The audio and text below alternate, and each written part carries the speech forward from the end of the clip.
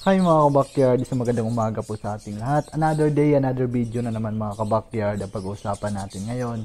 So, ang topic natin for today mga kabakyard is tungkol pa rin sa aking mga alagang ibon sa bahay.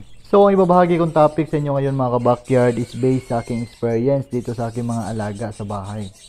So, ang pag-uusapan natin ngayon is ang palaging tanong ng mga newbie sa akin. Kung paano ba malalaman na napisa na ang itlog ng ating mga alagang ibon. Siyempre may days tayong inaantay at binibilang na mapisa ang itlog ng ating mga alagang ibon na inalagaan sa bahay. So 19 to 23 days pwede nang mapisa ang ating mga ibon. Minsan may umabot ng 24 days dahil sa lapses ng breeder. So kung may breeder na ganon, is yun po yung breeder na hindi masyadong magaling maglimlim. Pero mayroon namang ibang breeders mga kabakyard na 18 days lang nakapag-produce na agad sila ng mga painakay sa atin. So kung may breeders ka na ganun mga kabakyard na 18 days o 19 days is mayroon na silang na-produce sa'yo na painakay. So swerte ka niyan mga kabakyard dahil yung breeder na nakuha mo o yung nabili mo is good breeder siya. So start na tayo sa topic natin mga kabakyard. Kung nalimutan mo ang pag-start na nag-lay ng eggs ang iyong ibon, so ang video na to kabakyard is bagay na bagay sa'yo. So unang sign na may sisiw na ang ating mga alagang ibon is lumalabas ng hen. So nung una na wala pang sisiw ang ating mga alagang breeder is ang hen is nasa nest box ng palagi kasi ang hen kasi yung naglilimlim.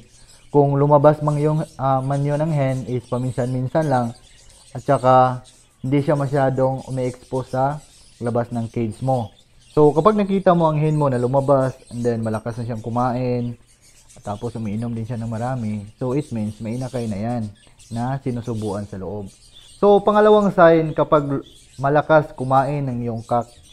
So kapag nakikita mo sa patukaan mo o yung binibigay mong patuka sa iyong breeder na malakas nang kumain ng cock and then masyado siyang matakaw, pagkatapos niyang kumain is pumunta naman siya sa patubigan, iinom siya ng tubig.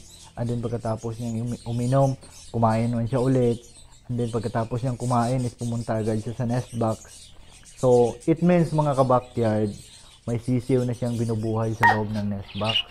So isa din yung sign na may mga inakay na sila. So ang pangatlong sign, maririnig mo na ang ingay ng inakay sa nest box. So mayroon nang tumutunog mga kabakyard sa loob ng nest box mo na tweet tweet tweet tweet ganon. So, it means may inakay na yan. Lalong-lalo na paggabi, ang mga inakay is every 3 hours nagugutom yan.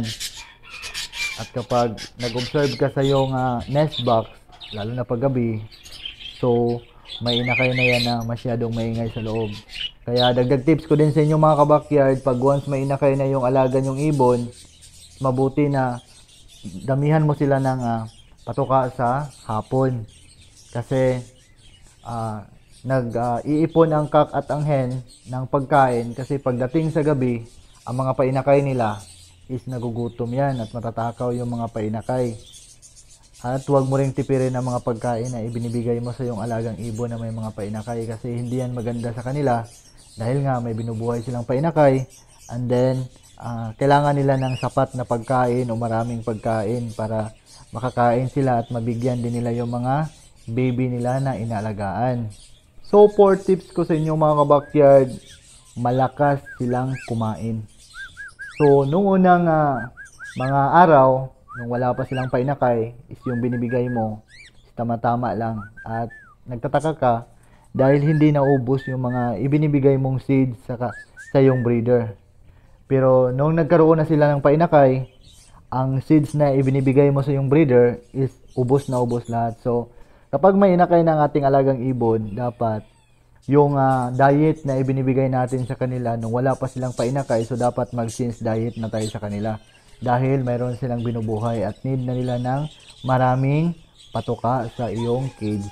So ang maganda pong ilagay natin pag once may mga painakay na yung ating alagang ibon, lalong-lalo na pag 5 days old at saka maliliit pa yon, dapat oat growth yung ilalagay natin. And then samahan din natin ng chick booster. Tapos maglagay din tayo ng sunflower seeds at saka yung canary mix. Pwede din di masyadong damihan nyo ang canary mix mga kabakyard dahil masyado yung matigas. So hindi yan advisable sa ating mga alagang painakay na nasa edad na 5 days old o 8 days old. So mas maganda na damihan nyo ang mga outgrowth, sunflower seeds, at saka huwag niyong kalimutang maglagay ng chick booster. Dahil isa din yung nakakatulong sa ating mga alagang ibon na may mga painakay na mabigyan nila ng sapat na pagkain ng ating mga painakay and then nutrition sa kanila. So ayan, kitang-kita nyo naman mga backyard ang binigay kong video sa inyo. So itong pearl cockatiel ko and then itong pied yellow face ko na cockatiel is malakas na silang kumain. So mayroon na po silang 3 anak sa nest box nila ka-backyard.